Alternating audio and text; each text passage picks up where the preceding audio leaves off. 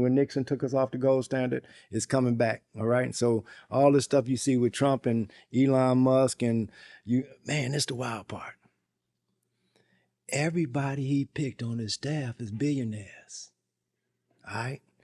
One thing I had to give him credit for, they know how to move these things, all right? Now, this other thing I got to tell you on the flip side of that. If you're a billionaire in America today, you done stepped on a bunch of people. Okay? You didn't do it the right way. Yeah. You didn't. Now, you can be philanthropic now. I'm a humanitarian. And it's funny how billionaires get billionaires humanitarian awards. Come on in here, Ocho. Yeah, he did a great job. He gave $1 million, but he just made $4 billion off of poor people in Asia or Africa. So things are flipping. Things are flipping, and it's flipping for the better because people who have heretofore had minerals underfoot, they have not been able to get them from under their feet. And now it's a different world. It's a different day. And America, regardless to how bright we may make this thing, we've been very bad to the neighbors, whether it be here or abroad. And now, not like Malcolm said, chicken summoned on the roost, but we better get ready for some rough times as far as economics, because the dollar compared to other currencies is going to go the opposite direction. This is Craig Hodges. He's a former Chicago Bull, a 3-point champion 3 straight times, and was blackballed by the National Basketball Association. And that's the funny part about it to me is that, when we talking about putting a ball in a basket, that's simplicity. That's simplicity. Thinking about ways to change the condition of our people, it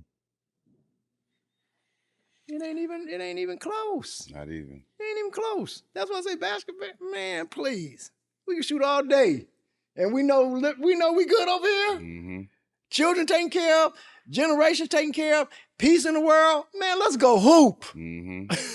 But until that, man, we got to put in some study time. And he was preaching on all the smoke. We have become such a transactional people that I got to get the next hit as opposed to being a transition.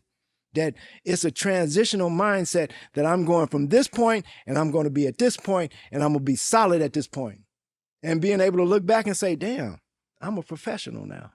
And I tell people, it's a big, when they put that pro, whether you be a lawyer, doctor, whatever, when they put that pro in front of your nation, you done did some stuff. You done put in some work and you've been patient with the process to get there. If somehow unaware on who this man is, recall when Rodney King was brutalized by members of the Los Angeles Police Department.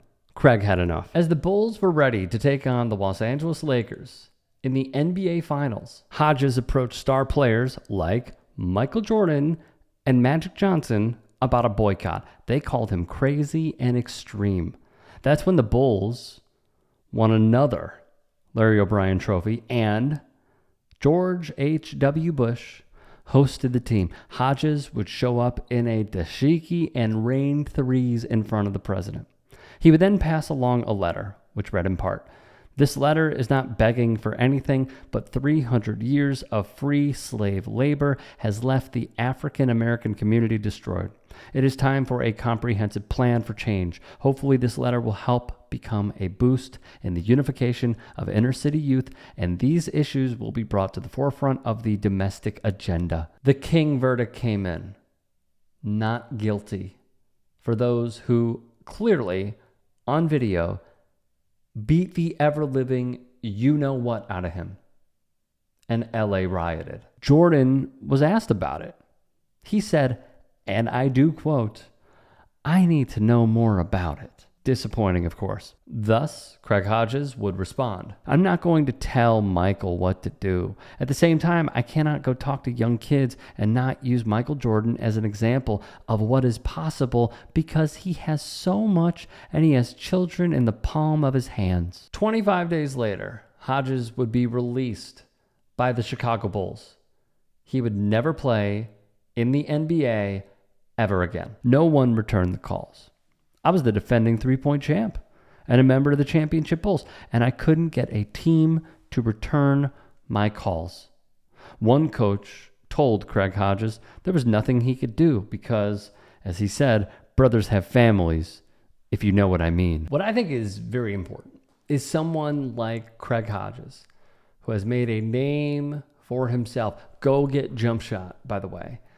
His autobiography that he wrote is fantastic.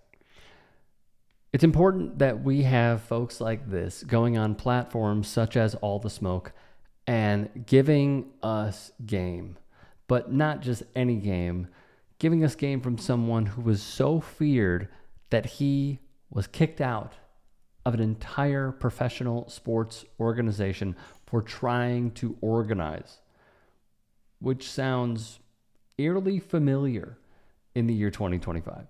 We have seen at the LA protests union leaders, be arrested and detained. And I apologize for blanking on the man's name, but they are going after organizers. They are going after folks who are calling out the hierarchy. Him saying, if you're a billionaire, you took advantage of a lot of people. I don't know how the listener base is going to react to that. But what I can say is he is living proof that billionaires will do that at every single turn. He was a really good basketball player. Was he a starter? No. But he was a fantastic basketball player who clearly could shoot the lights out of the gym. And he was booted because he, like Mahmoud Abdul-Rauf, like Muhammad Ali, like Colin Kaepernick, like Jim Brown, wanted to bring awareness to a very serious issue that continues plaguing this country to this day. To this day. And here we are learning nothing from history, at least some of us. Hodges doing this was patriotic at the time. And he was shunned for it. And not only was he shunned for it, those who could have really made a difference chose not to. They saw a better way ahead for themselves. And they took it. No shame. They're allowed to do whatever they like. Turned out quite well for both of them. Because wouldn't you know it, they are billionaires now too.